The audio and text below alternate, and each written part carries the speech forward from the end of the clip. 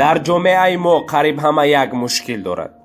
нафареро ёфтан душвор аст ки бе мушкилӣ бошад, яъне бе проблема бошад. аммо мушкил доштан дигар асту мушкилро ҳал кардан ё ба суруғи роҳи ҳалаш афтодан дигар. иддае аз одамон барои ҳалли мушкилашон ба таври ҷиддӣ талош намекунанд. асосан мушкили ин гурӯҳ он нест ки мушкил доранд, балки он аст ки ба мушкили доштанашон тан доданд. масалан онҳое ки ба кори тиҷорат машғулӣ доранд, ҳамин ки корашон барор нагирифт, қисмат ҳамин будааст гӯён таслим мешаванд. албатта таваккул кардан хуб аст, вале аз он пештар бояд мо барои ҳалли мушкиламон ҷаҳд кунем. ё он ки кори як фурӯшгоҳ худ аз худ пеш намеравад.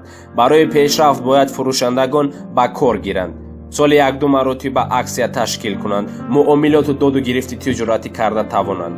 мисоли дигар, дар мактабҳо ҳам аз зиёд хонандагон ва донишҷӯёне ҳастанд ки бо сабаби худро нишон надодан аз мадди назар дур мемонанд ва аз ҳавасмандгардонӣ ва рӯҳбаланднамоии омӯзгор маҳрум мегарданд. дар ин ҷо хонанда донишҷӯ бояд ки ба омӯзгор наздик шуда ҳаваси муваффақ шуданро доштанашро ба ӯ маълум намояд. мисолҳои нисбатан хурде ҳам ҳастанд дар рӯзгори мо. масалан шумо дар ҷое мағоза, бонк ё кадом идорае навбат поида истодаед. мебинед ки нафаре аз куҷое пайдо шуда омаду бе навбат корашро тамом карда гузашта рафт. дар бисёри маврид ӯ ё шиноси мағозачӣ аст ё шиноси мудири бонк ё хеши масъули ҳамин идора. вале касе ба истиснои қошуқавоқ овехтан ба рафтори он нафар аксуламали ҷиддие намекунад. ё дар нақлиёт рафта истодаед, ронанда канори роҳ нигоҳ дошта 2 ё 3 нафарро савор мекунад, дар сурате ки нақлиёт ҳамагӣ барои як нафар ҷои нишаст дорад.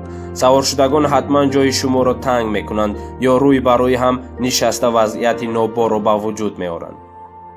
шумори чунин мисолҳоро метавон афзуд.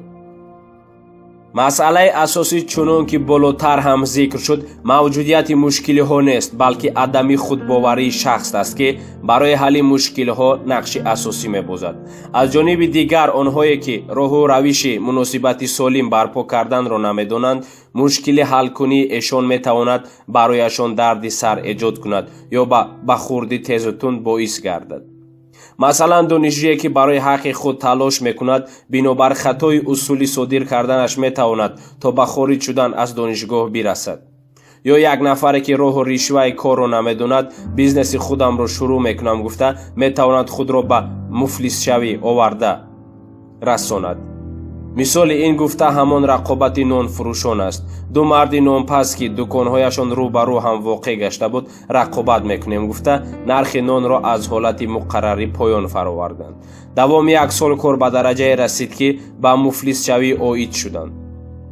нонпазҳо ночор бо ҳам созиш карда аз нав нархи нонро ба ҳолати пештара бармегардонанд. бардоштҳо аз ин мисолҳо он аст ки барои ҳалли масъалаҳои пешомада мо бояд бо худбоварӣ ба пеш ҳаракат кунем ва ин ҳаракат бояд моро ба натиҷаи мусбат расонад. онҳое ки барои ҳалли мушкилашон ҷасорат доранд, вале чӣ кор кардани худро намедонанд, ҳатман бояд аз нафарон огоҳ ёрмандӣ бипурсанд. манзур аз ёрмандӣ маслиҳат аст, яъне барои ҳалли мушкили худ ақидаи дигаронро шунавем. нафари ёрирасон метавонанд ягон нафаре аз оила, муаллимон ё роҳбарамон дар корҳо бошад. ба ҳар ҳол нафаре буданаш дар кор ки ба мушкил дохил набошад, яъне мушкил ба ӯ ҳам дахл надошта бошад. масалан агар дар коргоҳ шуморо бо мудири шуъбаи худ мушкиле пеш омадааст, роҳи ҳалро на аз мудири шуъбаи худ, балки аз мудири шуъбаи дигар бояд пурсид.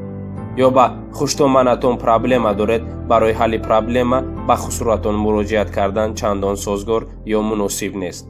ҳамин тавр ҳар як нафар, хоса ҷавонон, бояд барои ҳалли мушкили худ ба пеш қадам гузоранд.